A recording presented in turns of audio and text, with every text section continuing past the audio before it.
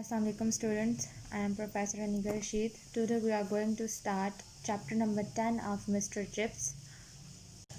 Previous chapter जो था chapter number 9 या ऑलरेडी जितने प्रीवियस चैप्टर्स हम पढ़ चुके हैं तो उसमें ये बात चल रही थी कि कैथरीन के डेथ के बाद जो है वो अपनी ज़िंदगी किस तरह से गुजार रहा था।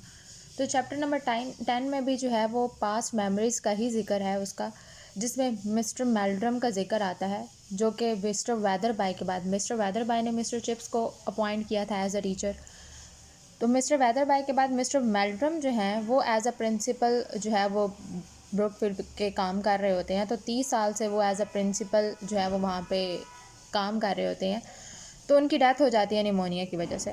दैट्स वाई जो है वो फिर मिस्टर चिप्स को जो है वो एक्टिंग हेड बना दिया जाता है। Acting head mean temporary head उसको बनाया जाता है, वो परमानेंट प्रिंसिपल नहीं बनता है। तो उसे चांसेस लग रहे होते हैं कि शायद गवर्नमेंट जो है वो उसको परमानेंट जो है वो कर दे, लेकिन ऐसा नहीं होता है। वो एक और प्रिंसिपल अपॉइंट कर लेते हैं जिसका नाम होता है राल्स्टन की एज होती है 37 ईयर्स और ये काफ़ी सीरियस किस्म का आदमी होता है और पुराने ट्रेडिशन को नहीं मानता होता। तो मज़ीद चैप्टर में इसके जो है वो करैक्टर के बारे में बताया जाएगा कि किस किस्म का आदमी था, कैसी थॉट्स रखता था।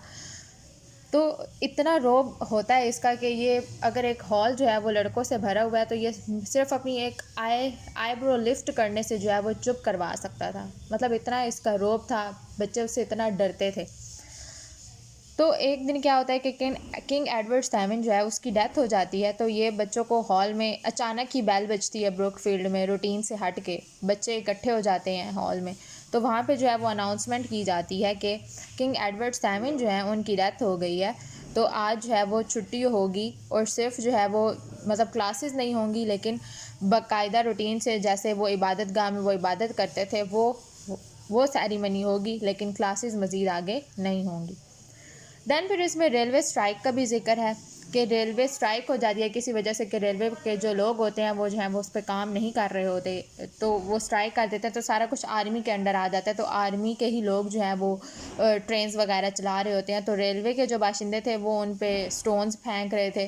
तो ये ना ब्रुकफील्ड के बच्चों की ज़िम्मेदारी लगा देते हैं कि आपने ख्याल रखना है कि कोई नुकसान ना हो या रेलवे लाइंस ख़राब ना हो, तो आपने इस चीज़ की जो है वो केयर करनी है। तो चिप्स जो है वो उसका इंचार्ज होता है इस सब का। तो स्टूडेंट्स जो है वो इस चीज़ को काफ़ी सीरियस ले रहे होते हैं और उनके लिए एक फ़न भी होता है। तो एक स्टूडेंट होता है क्रिकलैड जो है ये उसके स्टूडेंट का नेम है।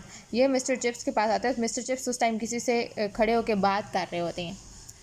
तो ये मिस्टर चिप्स के पास आता है। वो कहता है कि अगर हमें कोई स्ट्राइकर नज़र आ जाए तो फिर हमें उसके साथ किस तरह से बिहेव करना चाहिए। मतलब उसे ऐसा लग रहा होता है कि स्ट्राइकर कोई बहुत अजीब मखलूक हैं या कोई अजीब जानवर हैं।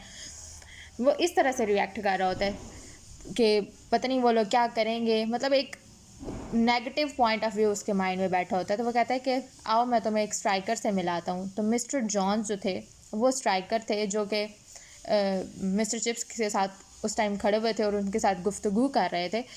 तो वो उससे मिलवाता है कि ये मिस्टर जॉन हैं, ये भी स्ट्राइकर्स में शामिल हैं।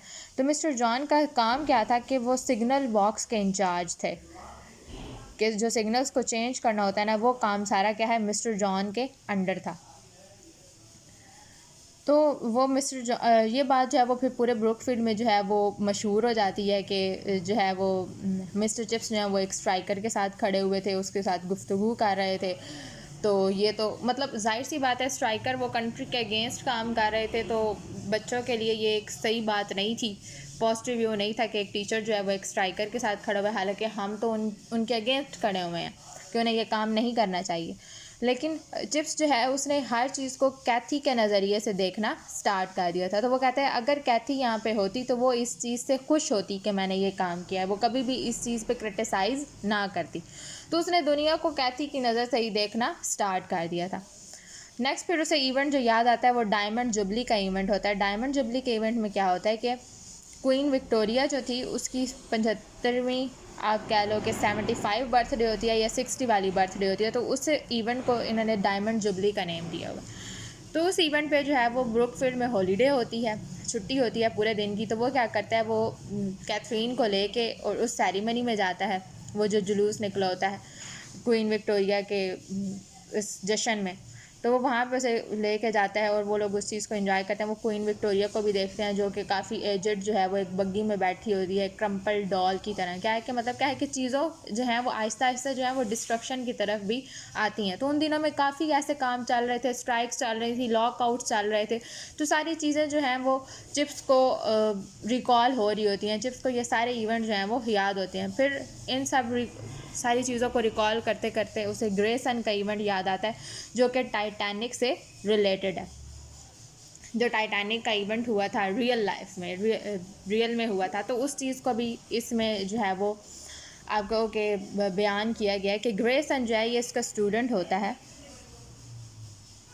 चिप्स का, जिसके फादर जो हैं वो टाइटैनिक पे गए होते हैं और बाद में न्यूज़ आती है कि टाइटैनिक डूब गई है। तो वो ग्रे सन जो है वो अच्छा खासा पढ़ने वाला स्टूडेंट होता है, लेकिन उसकी प्रोग्रेस उस तरह से नहीं चल रही होती। तो चिप्स उससे पूछता है कि आखिर क्या वजह है कि तुम उस तरह से काम नहीं कर रहे हो, उस तरह से एक्टिव नहीं हो। तो फिर बाद में पता चलता है कि उसके फादर जो है वो टाइटैनिक पे गए हैं और बाद में न्यूज़ आती है कि टाइटैनिक डूब गया। तो इस वजह से वो परेशान था अपने फादर की वजह से कि पता नहीं मेरे बाप जो है वो ज़िंदा भी होगा या नहीं। तो काफ़ी टाइम के बाद जो है वो न्यूज़ आती है कि जो जिन लोगों को बचाया गया था तो उसमें उसका जो है वो बाप भी उन्हीं बचाने वाले लोगों में था, जो लोग बच गए थे। तो फिर चिप्स जो है वो उसे जो है वो अप्रिशिएट करता है, उसे मुबारकबाद देता है कि चलो आखिर तुम्हारा बाप जो है वो बच गया। तो इस ग्रे सन के बाद इसे उन्होंने सीनियर का नाम दिया, सीनियर ग्रे सन। सीनियर ग्रे सन के बाद एक जूनियर ग्रे सन भी आता है।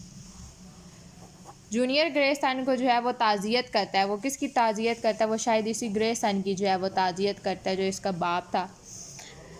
उस जूनियर ग्रे सन को कि उसका बाप गुजर जाता है, तो शायद इस वजह से जो है वो उससे ताज़ियत कर रहा होता। तो डैट्स ऑल यही इस चैप्टर में था। मेन चीज़ें क्या आप लोगों ने याद रखने वाली हैं कि मिस्टर मेल्ड्रम कौन थे, ठीक है, वो एक प्रिंसिपल थे।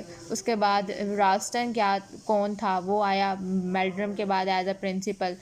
दैन ग्रे सन का इवेंट आपने याद रखना है कि ग्रे सन जो है वो उसके फादर जो है वो टाइटैनिक में थे, डैट्स वाई वो परेशान था, वो उसका स्टूडेंट था। डायमंड जुबली पे क्वेश्चन आ सकता है कि डायमंड जुबली क्या थी, कि चिप्स जो है, चिप्स और कैथी जो है वो इसमें गए थे। और डायमंड जुबली क्या है कि क्वीन विक्टोरिया की बर्थडे सेरेमनी थी, सेलिब्रेशन थी, तो उस प्रोसेशन में वो लोग गए थे। तो ये 2-3 चीज़ें जो हैं वो इस चैप्टर में इम्पोर्टेंट है। मिस्टर जॉन से रिलेटेड भी क्वेश्चन आ सकता है कि मिस्टर जॉन कौन थे और वो क्या काम करते थे। तो वो क्या थे? वो रेलवे स्ट्राइकर में से थे और उनका काम क्या था कि वो सिग्नल बॉक्स जो है वो जो इशारे होते हैं उनका जो इंचार्ज थे उनको चेंज करना जो है वो इनका काम था। तो इससे रिलेटेड भी क्वेश्चन आता है। सो डैट्स ऑल ये है इस चैप्टर में, चैप्टर नंबर 10 में। इससे रिलेटेड जो इंपॉर्टेंट क्वेश्चन है वो मैं आपको ग्रुप में फॉरवर्ड कर दूँगी। That's all. कोई क्यूरी, कोई प्रॉब्लम हो तो आप लोग जो है वो मुझसे डिस्कस कर सकते हैं in WhatsApp group. Thank you so much.